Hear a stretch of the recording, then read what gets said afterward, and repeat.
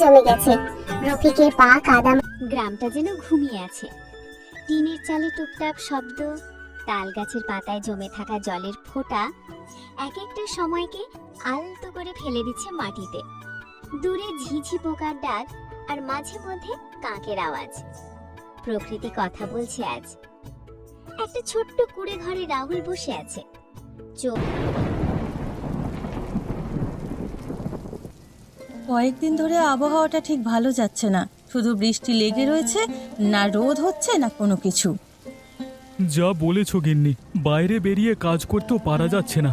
যাই হোক, ফসলটা এবারে আগে ভাগে তুলে এনেছিলাম, নয়তো এবারে আমাদের খুবই ক্ষতি হয়ে যেত গো। সে আর বলতে, কিন্তু আর কতদিন এরকম ডাল ভাত খেয়ে থাকবো বলো তো? বৃষ্টির জন্য তো বাজারে দোকানপাটও বসছে না শুনছি। এক কাজ করো না, রাত্রিবেলা পুকুর ঘাটের কাছে গেলে কিছু মাছ পেতে পারো। কথাটা মন্দ বলনি, আজকে রাত্রে তাহলে যাওয়া যেতেই পারে।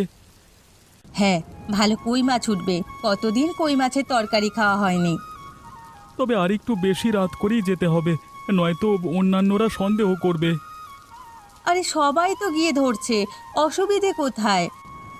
না না, অসুবিধে নেই, তবে ওই আর কি। ঠিক আছে, যা ভালো মনে হয় করো।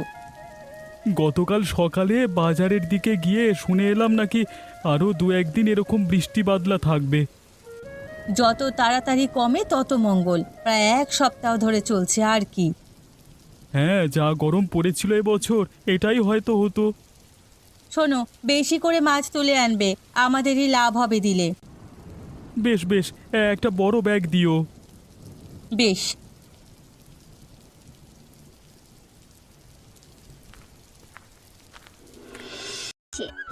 তাতে আঁকা নদী, গাছ, আকাশ আর একটা মুখ, যেটা খুব ধীরে ধীরে স্পষ্ট হচ্ছে। সে জানে না কেন, কিন্তু প্রতিদিনই মিনার ছবি আঁকতে ইচ্ছে করে। আজ স্কুল নেই, মা বাবা খেতে গেছে। সারা গ্রাম যেন একা হয়ে গেছে। তার মুখে চেয়ে আছেন, হাসছেন দেখে। মাছ দেখে বললেন, আজ তো রান্না জমবে। রাত নেমে এসেছে। চৌকি ঘরে পাতা, নীরব শুয়ে আছে পাশে মা। জানালার বাইরে এখনো ঝরছে হালকা বৃষ্টি। ছেলেটা চোখে ঘুম, কিন্তু মনে চলছে সকাল থেকে সন্ধ্যা অবধি মাছ ধরার প্রতিটি মুহূর্ত। হয়তো সে স্বপ্নে আবার জাল ফেলবে, আবার টেনে তুলবে সেই বড় রুইটা। গল্প শেষ নয়। গ্রামের খাল, বর্ষার দিন আর একটা বালকের আনন্দ, এগুলো সব সময় থাকে। পরদিন আবার দেখা হবে নতুন দিনের সঙ্গে, নতুন খালের ডাকে। একটা বৃষ্টি খুশির উৎসব। রাজ্যের মানুষগুলো সব পাতা, কাগজ আর পুতুলে তৈরি, আনন্দে নাচে। কল্পনার রাজ্যে দুঃখ থাকে না। সেখানে যাদের আমরা ভালোবাসি তারা কখনো দূরে যায় না। বাইরে বৃষ্টি থেমে গেছে। তিতলি ঘরের কোণে বাবুকে কোলে নিয়ে শুয়ে, শান্ত সুর, ঘুম পাড়ানোর মতো মিউজিক। তুই থাকলে আমি একা না, তোর সাথে সব পারে আমার মন।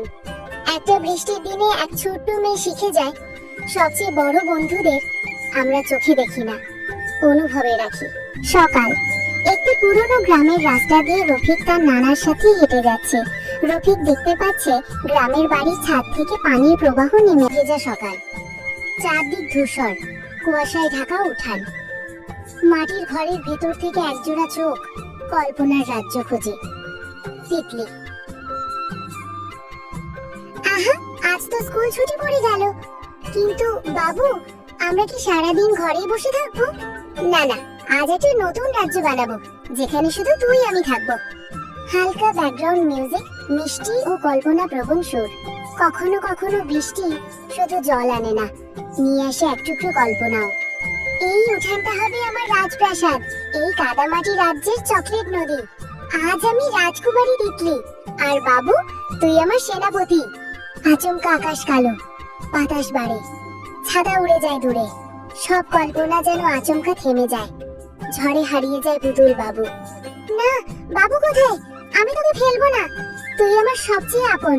তিতলি কাদার মধ্যে পুতুলটা খুঁজে পায়, কোলে তুলে নেয়। সে ভিজে গেছে। তুই তো শুধু পুতুল না। মুহূর্তেই ভেঙে গেল। দরজার সামনে তো বাইরে শুধু জল, জল আর জল। এই জলে কোনো কষ্ট নেই, আবার কোনো আশ্বাসও নেই। ঠিক তখনই দরজায় ধ্বনি, হালকা লাজুক এক টোকা। রাহুল চমকে ওঠে। এতক্ষণ ধরে যে নীরবতা জমে উঠেছিল, এক তুই আমার স্বপ্ন। তিতলি ঘরে এসে বাবুকে শুকনো কাপড়ে মুছে আগুনের পাশে বসে। ভেজা কাদা শরীরটা আগুনের পাশে শুকোতে শুকোতে একটা ছোট্ট মেয়ের চোখে দেখা দেয় বড় কিছু। বাড়ছে। খালের পাশে একটা পুরনো আম গাছের নিচে সে দাঁড়ালো। চোখের স্বপ্ন, মনে সাহস। আজ না হয় একটু ভিজেই নিলাম, মনে মনে বলে ছেলেটা আবার জাল ফেলল। পাশের ঝোপে কিছু নড়াচড়া, একটা কুচে হাঁটে হাঁটে জলের ধার ঘেঁষে বেরোচ্ছে। তারপর আচমকা বৃষ্টি ঝরে পড়ল প্রবল বেগে। জল ঝমঝমিয়ে পড়ছে, খালের জল ফুলে উঠছে। জালের ফাঁকে এবার যেন একটু বড় কিছু ধরা পড়েছে। বৃষ্টির মাঝে দাঁড়িয়ে নীরব ভাবে। এই একই জায়গায় সে বাবার সঙ্গে এসেছিল বহু বছর আগে। তখন সে খুব ছোট। বাবা বলতো, বৃষ্টি হলে মাছ আসে, মানুষ পায় গল্প। তখন সে কিছু বুঝতো না। আজ বুঝতে পারছে। বাবা নেই, কিন্তু বাবার কথাগুলো আছে। তার চোখে জল আসে, কিন্তু সে থামে না। জালে এবার উঠল একটা বড় রুই মাছ।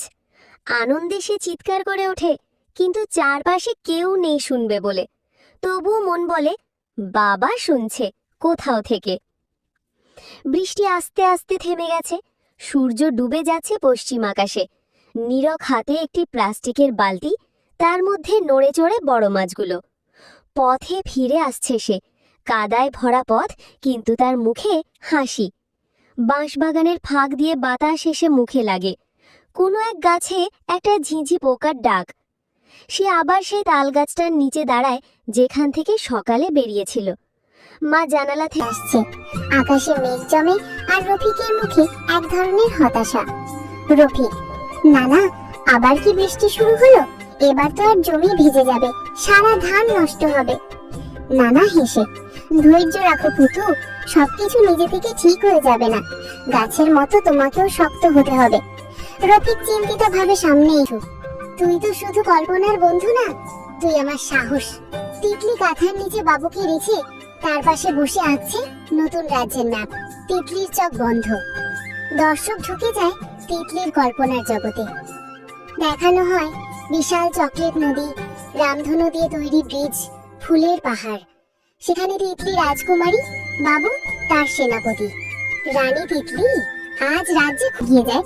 সে জানে তাদের দরিদ্র পরিবার বৃষ্টির কারণে কিভাবে ক্ষতির সম্মুখীন হয়। ক্যামেরা রফিকের চেহারা থেকে তার হাত পর্যন্ত ফোকাস করে। তার হাতটা ধান কাটার জন্য প্রস্তুত, কিন্তু সে জানে তার পরিবারের কি অবস্থা। ধান খেতে রফিক ও নানা ধান কাটতে মাঠে পৌঁছায়। প্রচুর পানি। তার জানালার ফাঁক দিয়ে বহু দূর তাকিয়ে মেঘের নিচে বসে থাকা এই শিশুর মনে চলেছে নিঃশব্দ চিন্তার ঢেউ।